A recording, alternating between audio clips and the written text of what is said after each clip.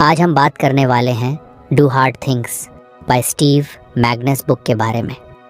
नासिर हमेशा से ही अपने काम में बहुत सीरियस और फोकस था, पर एक चीज़ थी जो उसे हमेशा परेशान करती थी। वो अपने खुद के इमोशंस को समझ नहीं पाता था। उसकी ज़िंदगी में जितनी भी मुश्किलें आईं, उसने हमेशा अपनी मुश्किलों को दबाया, अपने गुस्से को, डर को, और कभी भी खुद से ये नहीं पूछा कि ये फीलिंग्स क्यों आ रही हैं। जो होगा सो होगा, बस करना है। यही नासिर का नज़रिया था। लेकिन फिर एक दिन उसकी ज़िंदगी में कुछ ऐसा हुआ जिसने उसे पूरी तरह से बदल दिया। नासिर का एक दोस्त था, अजय। अजय हमेशा उसे नई नई किताबें पढ़ने के लिए कहता था। नासिर को पढ़ना तो बहुत अच्छा लगता था, पर वो हमेशा वही किताबें पढ़ता था जो उसे सीधे साधे तरीके से ज़िंदगी के प्रैक्टिकल इश्यूज़ के बारे में बताती थी। लेकिन अजय ने एक किताब दी जिसका नाम था डू हार्ड थिंग्स। अजय ने कहा, नासिर, ये किताब तुम्हारे लिए है। इसमें वो सब है जो हमें टफनेस के बारे में गलत सिखाया गया है। अगर तुम इसे पढ़ोगे तो तुम समझ पाओगे कि असली टफ होना क्या होता है। नासिर ने किताब को हाथ में लिया और सोचा, ठीक है, पढ़ ही लेता हूँ। किताब के पहले चैप्टर का नाम था रीडिफाइनिंग टफनेस, और जैसे ही उसने पढ़ना शुरू किया, उसे ऐसा लगा जैसे उसकी पूरी ज़िंदगी का मतलब बदलने वाला है। लेखक स्टीव मैग्नस ने टफनेस के बारे में एक नया दृष्टिकोण दिया था। असली टफनेस वो नहीं है जो हमें पहले सिखाया गया। टफनेस का मतलब सिर्फ इमोशनल कैलसनेस या डोमिनेंस नहीं है। असली टफनेस का मतलब है डिस्कम्फर्ट के साथ जीना और स्ट्रेस में थॉटफुल डिसीजंस लेना। ये शब्द नासिर के दिमाग में गूंजने लगे। नासिर को हमेशा लगता था कि टफ होने का मतलब है कोई भी इमोशन नहीं दिखाना, ना ही डर, ना ही गुस्सा, बस काम करते जाना बिना किसी हेजिटेशन के। पर अब स्टीव मैग्नस की बातें उसे चौंका रही थी। Real toughness involves navigating discomfort. ये शब्द उसके दिमाग में बार बार घूम रहे थे। नासिर ने एक पल के लिए सोचा, क्या मैं भी अपने इमोशंस को सप्रेस करता हूँ? क्या मैंने कभी अपने डर या गुस्से को समझने की कोशिश की है? किताब में एक जगह लिखा था, वास्तविक साहस के बारे में समझना है कि अपने भावनाओं को समझना और उन्हें बेहतर निर्णय लेने के लिए साधन के रूप में उपयोग करना, उन्हें दबाना नहीं। नासिर को लगा कि यही वो बात थी जो उसने कभी नहीं समझी। उसके लिए टफनेस का मतलब था कभी हार न मानना, मगर शायद असली टफनेस ये थी कि वो अपने अंदर के इमोशंस को महसूस करता, समझता और उनका सही तरीके से इस्तेमाल करता। उसके दिमाग में अब सवाल उठ रहे थे कि अगर वह अपनी फीलिंग्स को दबाता रहा तो क्या वो सच में टफ है, या फिर वो सिर्फ अपने डर से भाग रहा है। रियल टफनेस का ये नया तरीका नासिर को अपनी सोच बदलने पर मजबूर कर रहा था।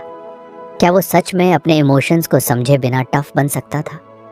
अभी तक नासिर ने जो किया था वह सिर्फ अपने डिस्कम्फर्ट से बचने की कोशिश थी। उसे लगता था कि अगर वह आराम से नहीं रहता तो वह कमज़ोर है, मगर अब उसे समझ में आ रहा था कि डिस्कम्फर्ट को सहन करना और फिर भी अपने डिसीजन मेकिंग में एक क्लियर हेड रखना ही असली टफनेस है। अब नासिर ने अपनी ज़िंदगी के हर पहलू को इस नए दृष्टिकोण से देखने की कोशिश करना शुरू किया। ऑफिस में जब कोई मुश्किल टास्क आता तो पहले तो वह डरता था, क्योंकि उसे लगता था कि वह हार जाएगा। लेकिन अब वह समझने लगा था कि डर को महसूस करना और फिर भी उस काम को करना ही असली टफनेस है। उसे याद आया कि एक बार ऑफिस में उसके बॉस ने उसे एक बड़ा प्रोजेक्ट सौंपा था। उस वक्त वह बहुत घबराया हुआ था, क्योंकि उसने सोचा था कि वह इस काम को ठीक से नहीं कर पाएगा। व्हाट इफ आई फेल, ये सोचकर वह डर रहा था। लेकिन अब जब उसने उस किताब के बारे में सोचा तो उसने महसूस किया कि यह डर सिर्फ एक इमोशन है और उसे इसे समझना था, न कि इससे भागना था। वह उस प्रोजेक्ट पर काम करने लगा और उसने हर छोटी छोटी चुनौती को एक नए दृष्टिकोण से देखा। उसे खुद को डर से निकलने की बजाय उस डर को महसूस करते हुए आगे बढ़ने की आदत डालनी पड़ी। और यही वह वक्त था जब उसे यह एहसास हुआ कि टफ बनने का मतलब सिर्फ किसी काम को बिना डर के करना नहीं है, बल्कि डर के बावजूद सोच समझकर सही निर्णय लेना है। ये एक नई शुरुआत थी। नासिर ने तय किया कि अब से वह अपनी इमोशंस को दबाने की बजाय उन्हें समझेगा और उनका सही उपयोग करेगा। वह जानता था कि असली टफ बनने का मतलब सिर्फ शरीर से मजबूत होना नहीं है, बल्कि मानसिक रूप से भी तैयार होना है। नासिर ने अब तक ये सीख लिया था कि टफ बनने का मतलब इमोशनल बैलेंस रखना है। उसने एक दिन सोचा, क्या मैं अपनी ज़िंदगी को अब इस नए दृष्टिकोण से बदल सकता हूँ? ये सवाल उसके दिमाग में गूंजता रहा और नासिर जानता था कि इस किताब ने उसकी सोच को पूरी तरह से बदल दिया था। ये सिर्फ शुरुआत थी। किताब खत्म होने के बाद नासिर का अगला कदम क्या होगा? क्या वह आगे भी अपने इमोशंस को समझने की कोशिश करेगा, या फिर कहीं ना कहीं पुरानी आदतें उसे फिर से पकड़ लेंगी? ये सवाल अब उसके लिए और भी बड़ा बन गया था। नासिर को उस दिन के बाद से ही लगातार ये एहसास हो रहा था कि उसे अपनी ज़िंदगी को नए तरीके से देखना होगा। रियल टफनेस की समझ ने उसे बहुत कुछ सिखाया था, लेकिन अब वह अपनी ज़िंदगी के दूसरे पहलू पर ध्यान देना चाहता था, जहां उसे और भी बदलाव की ज़रूरत थी। अगले दिन जब वह अपनी सुबह की चाय पीते हुए किताब के अगले चैप्टर पर पहुंचा, अगर आपको हमारी फ्री समरी अच्छी लगती है तो आप हमारे चैनल को सब्सक्राइब कर सकते हैं, हमारी मेंबरशिप खरीद सकते हैं, या हमें यूपीआई के थ्रू सपोर्ट कर सकते हैं। अब समरी पर वापस चलते हैं। तो उसने पाया कि इस बार स्टीव मैग्नस ने टफनेस के एक और पहलू पर बात की थी, जिसे उसने पहले कभी इतनी गंभीरता से नहीं लिया था। Embrace reality. एम्ब्रेस रियलिटी का मतलब था सच को अपनाना। यह सिर्फ अपनी ताकतों को ही नहीं, बल्कि अपनी कमजोरियों को भी समझने का नाम था। नासिर के लिए यह एक नई चुनौती थी, क्योंकि वह हमेशा से अपनी कमजोरियों को छुपाने की कोशिश करता था। वह सोचता था कि अगर उसने अपनी कमजोरियों को दुनिया के सामने रखा तो लोग उसे कमज़ोर समझेंगे। लेकिन जैसे ही नासिर ने यह अध्याय पढ़ना शुरू किया, उसे एहसास हुआ कि यही सबसे बड़ी गलती थी। स्टीव मैग्नस ने लिखा था, ditch the facade, embrace reality, यानी वह जो दिखावा करता था उसे छोड़ दो और सच्चाई को अपनाओ। उसने समझा कि सिर्फ अपनी ताकत को दिखाना ही टफ बनने का रास्ता नहीं है, बल्कि अपनी कमजोरियों को भी जानना और स्वीकारना ज़्यादा अहम है। नासिर की पुरानी आदतें उसे पकड़ चुकी थीं। जब भी किसी मुश्किल से सामना होता, वह अपने आप को और दूसरों को यह दिखाने की कोशिश करता कि वह पूरी तरह से तैयार है। ऑफिस में जब कोई मुश्किल प्रोजेक्ट आता, वह दूसरों से कहता, हाँ मुझे यह काम बिल्कुल आता है, भले ही अंदर से वह घबराया हुआ होता। वह नहीं चाहता था कि लोग यह जानें कि उसे भी डर लगता है, कि वह भी किसी काम को लेकर आत्मसंकोच करता है।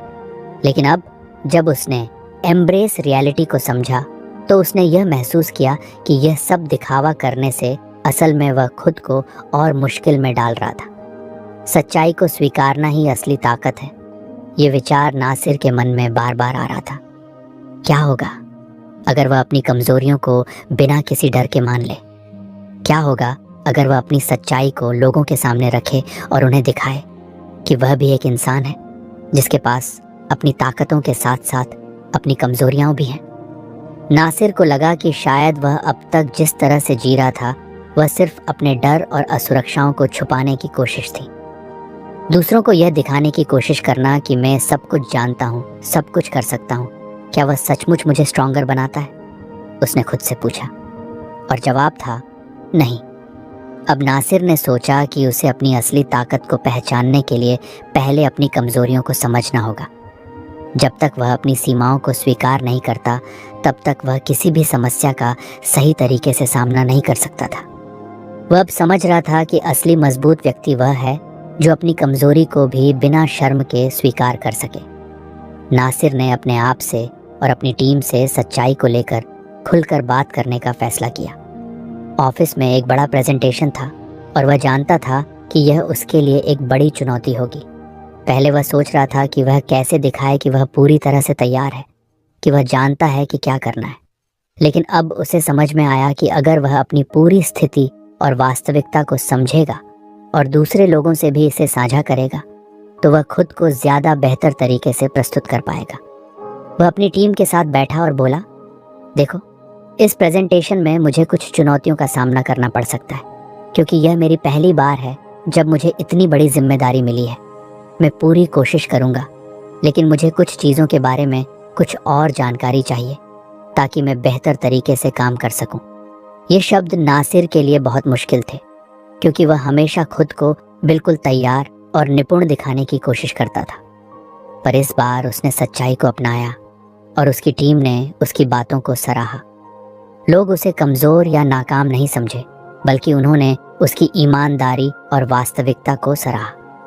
नासिर को अब यह समझ में आ गया था कि अगर वह सच्चाई को स्वीकारता है तो वह ज़्यादा आराम से और आत्मविश्वास के साथ अपने काम को कर सकता है।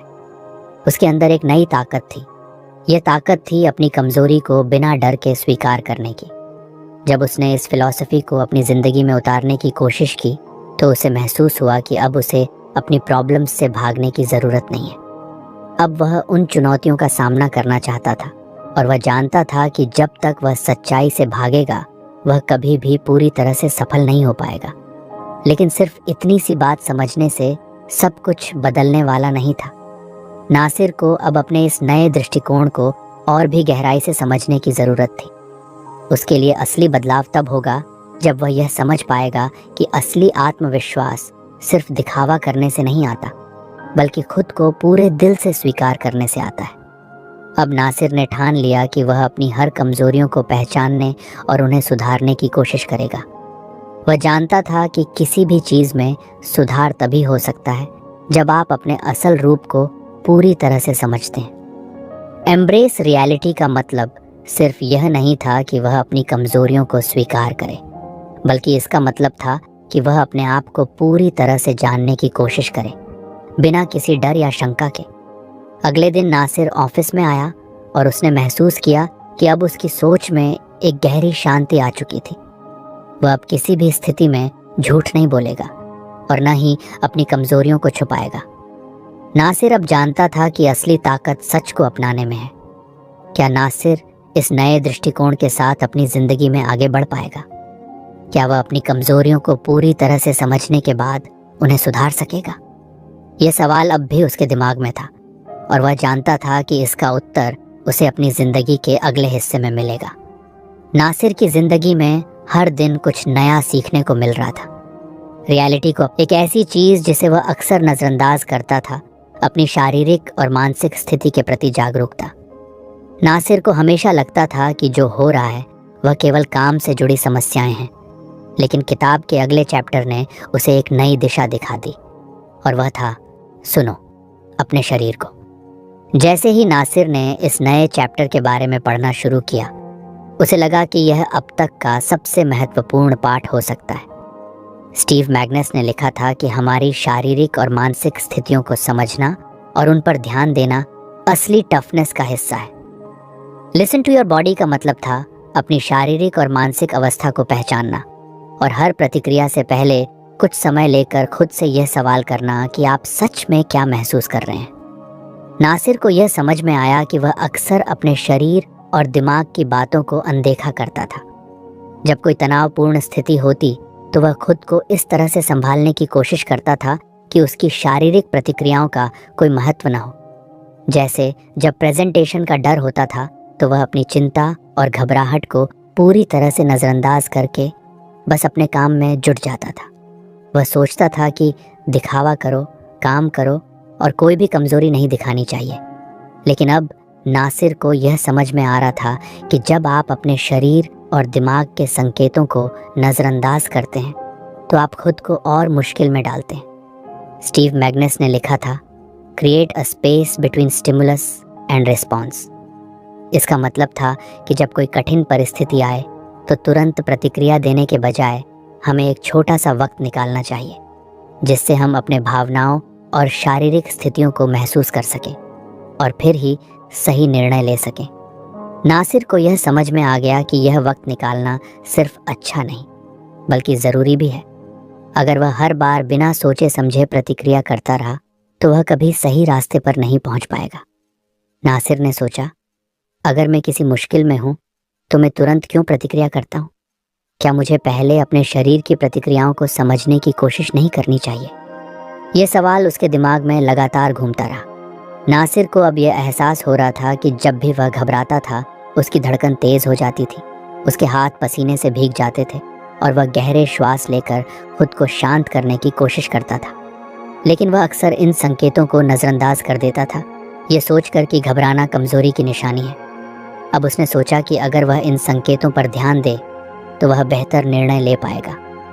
क्या होगा अगर वह पहले अपनी शारीरिक प्रतिक्रिया को महसूस करता और फिर उस पर ध्यान देकर प्रतिक्रिया करता।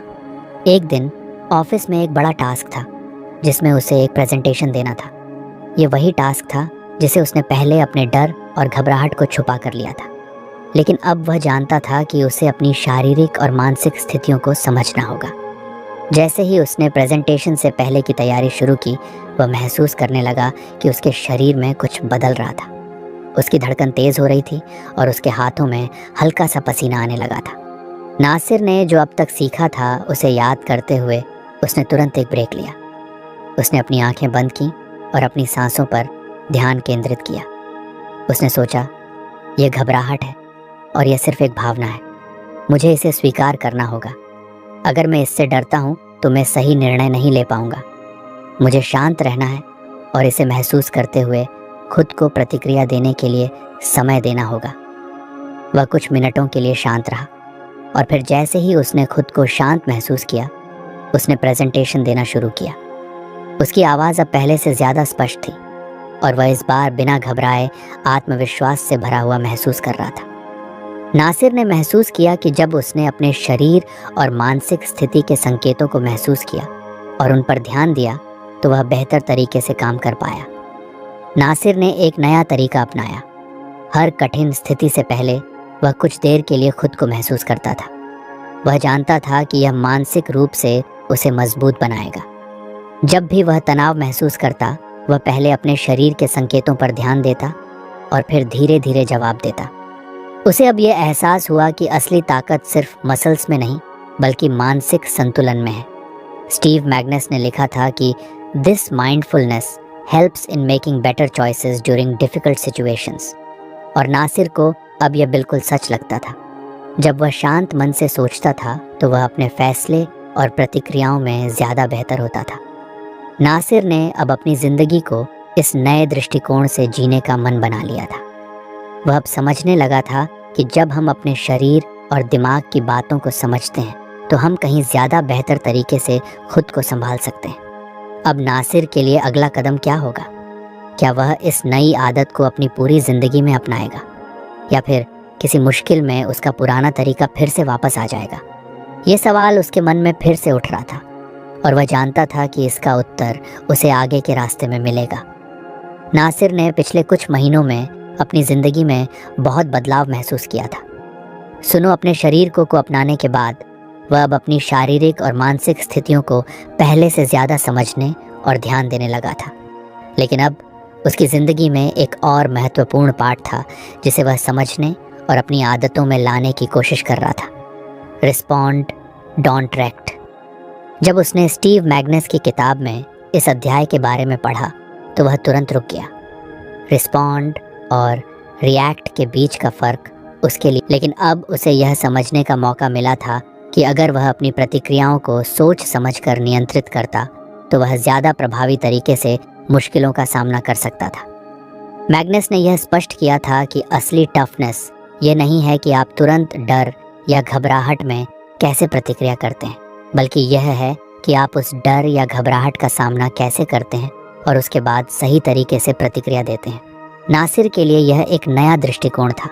वह सोचने लगा, अब तक मैंने जिन चीज़ों को डर या घबराहट के रूप में महसूस किया था, क्या मैं उन्हें बेहतर तरीके से संभाल सकता था? नासिर को याद आया कि जब वह किसी कठिन स्थिति में होता था तो वह हमेशा जल्दी जल्दी निर्णय लेता था। चाहे वह काम के लिए हो, चाहे व्यक्तिगत जीवन में कोई समस्या हो, वह बिना सोचे समझे जवाब देता था। उदाहरण के लिए, जब भी ऑफिस में कोई आलोचना होती थी तो वह खुद को तुरंत बचाव में डाल देता था, बिना यह सोचने के कि क्या उस आलोचना में कोई सच्चाई हो सकती है। वह खुद को सही साबित करने की कोशिश करता था, जबकि उसे यह समझने की ज़रूरत थी कि आलोचना को सुनकर प्रतिक्रिया देना और फिर सोच समझकर जवाब देना, दोनों में फ़र्क था। लेकिन अब जब उसने रिस्पॉन्ड, डोंट रिएक्ट को समझा तो वह जान गया था कि अगली बार जब वह किसी आलोचना का सामना करेगा तो वह बिना गुस्से में आए पहले अपनी भावनाओं को शांत करेगा और फिर सोच समझकर जवाब देगा। नासिर के मन में यह सवाल भी उठ रहा था कि क्या वह अब भी पुराने तरीके से प्रतिक्रिया करता है या उसने सच में यह नया तरीका अपनाया है। एक दिन ऑफिस में एक बड़ा प्रोजेक्ट सामने आया और नासिर को उम्मीद थी कि यह कार्य उसे एक कठिन स्थिति में डालने वाला था। जब उसकी टीम ने इस पर काम करना शुरू किया तो कई नई समस्याएं सामने आईं। सबसे पहले टीम के कुछ सदस्य आपस में सहमत नहीं हो पा रहे थे कि काम को किस दिशा में आगे बढ़ाया जाए। ये तनावपूर्ण स्थिति नासिर के लिए एक बड़ी चुनौती थी, क्योंकि उसने पहले भी ऐसे मौके पर खुद को घबराहट और जल्दबाजी में प्रतिक्रिया करते देखा था। लेकिन इस बार नासिर ने वही किया जो उसने स्टीव मैग्नस की किताब से सीखा था। जैसे ही वह गुस्से और घबराहट की भावना महसूस करने लगा, उसने खुद से कहा, कुछ रुक, श्वास लो और सोचो। नासिर ने अपनी शारीरिक स्थिति पर ध्यान दिया, जैसे कि उसकी धड़कन तेज हो रही थी और हाथों में पसीना आ रहा था। उसने महसूस किया कि वह इस स्थिति को लेकर डर रहा था, लेकिन उसने सोचा कि अगर वह इस डर को सिर्फ महसूस करता है और बिना प्रतिक्रिया किए सोच समझकर जवाब देता है तो वह ज़्यादा प्रभावी होगा। नासिर ने अपनी टीम के सामने कहा, यह स्थिति कुछ जटिल लग रही है, लेकिन हमें शांत रहकर इसे हल करना होगा। मैं समझता हूँ कि हमें कुछ असहमतियाँ हैं, लेकिन हम सभी का एक ही उद्देश्य है, इस प्रोजेक्ट को सफल बनाना। हमें एक कदम पीछे हटकर सोचने की ज़रूरत है और हर किसी के विचारों को समझने की कोशिश करनी चाहिए। नासिर का यह ठंडा और विचारशील जवाब टीम के सभी सदस्यों ने सराहा। उन्होंने नासिर की बातों को गंभीरता से लिया और टीम के अंदर का तनाव कम हुआ। नासिर ने महसूस किया कि उसने जिस तरह से प्रतिक्रिया दी थी वह पुराने तरीके से अलग था। उसने जवाब देने से पहले अपनी भावनाओं को पहचानने और उन पर काबू पाने की कोशिश की, और इसका असर टीम के साथ साथ उस प्रोजेक्ट पर भी पड़ा। नासिर ने अब यह समझ लिया था कि रिएक्टिंग का मतलब होता था बिना सोचे समझे और भावनाओं में बहकर किसी कठिन स्थिति पर तुरंत प्रतिक्रिया देना, जबकि रिस्पॉन्डिंग का मतलब था अपनी भावनाओं को पहचानते हुए शांत दिमाग से और सोच समझकर जवाब देना। यही वह तरीका था जो उसे मुश्किलों से बाहर निकाल सकता था। नासिर ने अब अपनी ज़िंदगी के और भी कई हिस्सों में इस बदलाव को अपनाने की कोशिश की। उसने महसूस किया कि जब वह अपने परिवार के साथ होता था तो वह भी कभी कभी बिना सोचे समझे प्रतिक्रिया कर देता था। जैसे जब उसकी पत्नी उससे कोई सवाल पूछती थी और नासिर को लगता था कि वह कुछ और कर रहा है, तो वह तुरंत गुस्से में आ जाता था। अब उसने इस आदत को बदलने की कोशिश की। हर बार जब वह गुस्से में आता, वह खुद से कहता, रुक जाओ, शांत हो जाओ और सोचो कि तुम्हें क्या कहना है। एक दिन घर पर फिर वही हुआ। नासिर की पत्नी ने कोई बात पूछी और वह एक बार फिर से गुस्से में आ गया, लेकिन इस बार नासिर ने अपने आप को शांत किया और बिना घबराए उसने अपनी पत्नी को समझाया कि वह कुछ व्यस्त था और वह अभी उस सवाल का सही जवाब नहीं दे सकता था। उसने महसूस किया कि इस बार उसने बिना गुस्से के सोच समझकर जवाब दिया था, और इसका परिणाम यह हुआ कि उसका रिश्ता और भी मजबूत हो गया। नासिर अब यह जान चुका था कि किसी भी चुनौती का सामना करते वक्त सही समय पर सोचना और अपनी प्रतिक्रियाओं पर काबू पाना ही असली टफनेस है। उसे यह भी समझ में आ गया था कि यह कला अभ्यास से आती है। हर बार जब वह रिएक्ट करने की बजाय रिस्पॉन्ड करता तो उसे लगता था कि वह अपनी मानसिक ताकत को और मजबूत बना रहा है। नासिर अब जानता था कि रिस्पॉन्ड, डोंट रिएक्ट का मतलब सिर्फ खुद को नियंत्रित करना नहीं है, बल्कि यह समझना है कि हर चुनौती को शांत दिमाग से विचारशील तरीके से कैसे संभालें। लेकिन क्या नासिर इस नए दृष्टिकोण के साथ हमेशा सही प्रतिक्रिया देगा? क्या वह अपने पुराने तरीके से प्रतिक्रिया करने की आदत से पूरी तरह बाहर आ जाएगा? तो उसे एक और महत्वपूर्ण बात का एहसास हुआ, और वह था the role of core needs. ये पाठ नासिर के लिए एक बहुत बड़ा खुलासा था। मैग्नस ने इस अध्याय में यह समझाया था कि किसी भी इंसान की मानसिक ताकत और उसकी क्षमता का मुख्य आधार उसकी बुनियादी ज़रूरतों को पूरा करना है। ये केवल शारीरिक नहीं बल्कि मानसिक और भावनात्मक ज़रूरतें भी हैं जो किसी व्यक्ति को कठिनाइयों का सामना करने के लिए तैयार करती हैं। ये ज़रूरतें सिर्फ शारीरिक भोजन या आराम तक सीमित नहीं हैं, बल्कि यह महसूस करना कि आप सम्मानित हैं, आपकी मेहनत की सराहना हो रही है और आप किसी समुदाय का हिस्सा हैं, ये सब भी उतना ही महत्वपूर्ण है। नासिर को यह बात पहले कभी इस तरह से समझ में नहीं आई थी। वह हमेशा यही सोचता था कि अगर आप कठिनाइयों का सामना करते हैं तो आपको बस अपने मनोबल को मजबूत रखना चाहिए और बाकी सब कुछ अपने आप ठीक हो जाएगा। लेकिन अब उसे यह समझ में आ रहा था कि अगर किसी इंसान की बुनियादी ज़रूरतें पूरी नहीं हो रही हैं तो वह अपने पूरे सामर्थ्य से काम नहीं कर सकता। मैग्नस ने यह स्पष्ट किया था कि जब हम अपने बेसिक ह्यूमन नीड्स जैसे कि सम्मान, सुरक्षा और मूल्यवान महसूस करने की इच्छा को पूरा करते हैं तो हम मानसिक रूप से मजबूत हो जाते हैं और चुनौतियों का सामना करने के लिए अधिक तैयार होते हैं। इसके विपरीत, जब ये बुनियादी ज़रूरतें पूरी नहीं होती तो व्यक्ति आसानी से थक सकता है, निराश हो सकता है और हार मान सकता है। नासिर ने सोचा, क्या मैं अपनी ज़िंदगी में इन बुनियादी ज़रूरतों को सही तरह से पूरा कर पा रहा हूँ? उसने महसूस किया कि उसके जीवन में यह बातें बहुत हद तक नज़रअंदाज हो रही थी। वह हमेशा अपने काम और प्रोजेक्ट्स में व्यस्त रहता था, लेकिन कभी इस पर ध्यान नहीं देता था कि क्या वह अपने आसपास के लोगों से, अपनी टीम से या अपने परिवार से सम्मान और सराहना महसूस करता है। क्या उसे यह लगता था कि उसकी मेहनत और उसकी उपस्थिति का कोई महत्व है? क्या उसे महसूस होता था कि उसकी टीम में उसे एक महत्वपूर्ण स्थान मिलता है? एक दिन जब वह ऑफिस में अपनी टीम के साथ बैठा था, उसने देखा कि उसकी टीम के कुछ सदस्य काफ़ी तनाव में थे। प्रोजेक्ट पर काम करने का दबाव बहुत बढ़ गया था और लोगों में आपस में असहमति भी हो रही थी।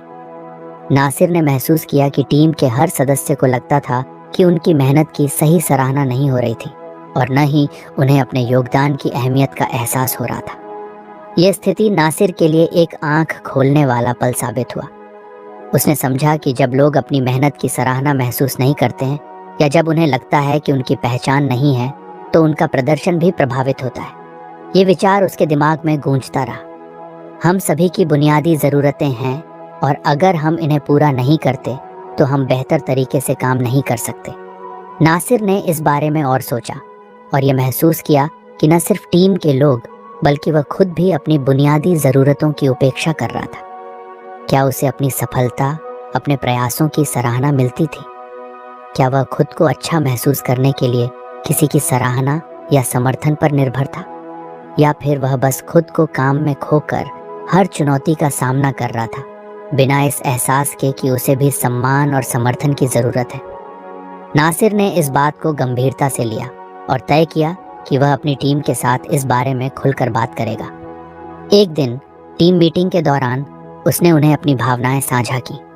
उसने कहा, मुझे लगता है कि हम सब अपने अपने काम में बहुत मेहनत कर रहे हैं, लेकिन क्या हमें लगता है कि हमारी मेहनत की सही सराहना हो रही है? क्या हम में से कोई भी यह महसूस कर रहा है कि वे सम्मानित और मूल्यवान है? नासिर के सवाल ने टीम के सभी सदस्यों को चौंका दिया। पहले तो सभी चुप थे, लेकिन फिर एक एक करके हर किसी ने अपनी बात रखनी शुरू कर दी। किसी को लगता था कि उनकी मेहनत को सही तरीके से नहीं सराहा जा रहा था, तो किसी को लग रहा था कि उनकी आवाज़ को नहीं सुना जा रहा था। नासिर ने उन सभी को धैर्यपूर्वक सुना और फिर कहा, मैं समझता हूँ कि यह महसूस होना ज़रूरी है कि हम सब इस टीम में महत्वपूर्ण हैं। हम सभी की मेहनत की सराहना होनी चाहिए और हमें एक दूसरे के योगदान का सम्मान करना चाहिए। इस बातचीत के बाद नासिर ने यह सुनिश्चित किया कि टीम के हर सदस्य को उनके प्रयासों के लिए सराहा जाए। उसने टीम में यह माहौल बनाने की कोशिश की कि हर कोई सम्मानित महसूस करे और अपनी भूमिका को महत्वपूर्ण समझे। उसने महसूस किया कि जब एक टीम में लोग सम्मानित और मूल्यवान महसूस करते हैं तो उनका मनोबल बढ़ता है और वे कठिन परिस्थितियों में भी बेहतर प्रदर्शन करते हैं। ये बदलाव सिर्फ टीम के कामकाजी माहौल में नहीं आया, बल्कि नासिर की अपनी ज़िंदगी में भी इसका असर हुआ। वह अब अपने परिवार के साथ भी इस बारे में बात करने लगा। वह जानता था कि अगर उसे अपनी मानसिक ताकत को बनाए रखना है तो उसे भी अपनी बुनियादी ज़रूरतों को पूरा करना होगा। वह अपनी पत्नी और बच्चों के साथ ज़्यादा समय बिताने की कोशिश करने लगा और उन सभी को यह महसूस कराया कि वह उन्हें एक महत्वपूर्ण हिस्से के रूप में मानता है।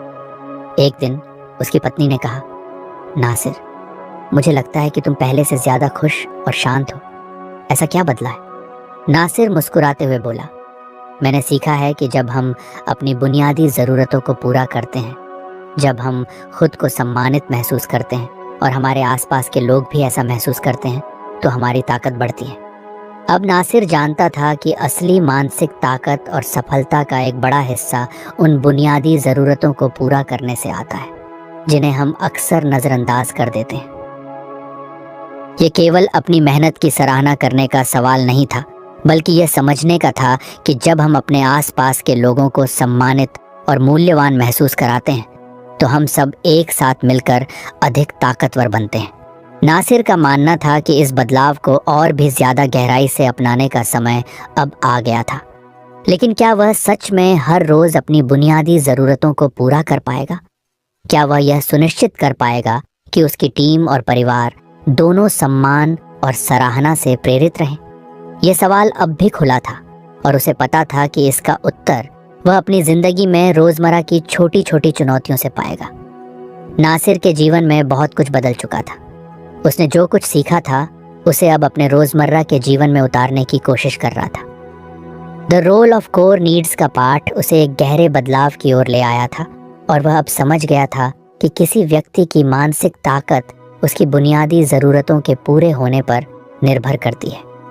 ये केवल शारीरिक नहीं बल्कि मानसिक और भावनात्मक संतुलन भी था जो उसे और उसकी टीम को हर दिन की चुनौतियों का सामना करने के लिए तैयार करता था।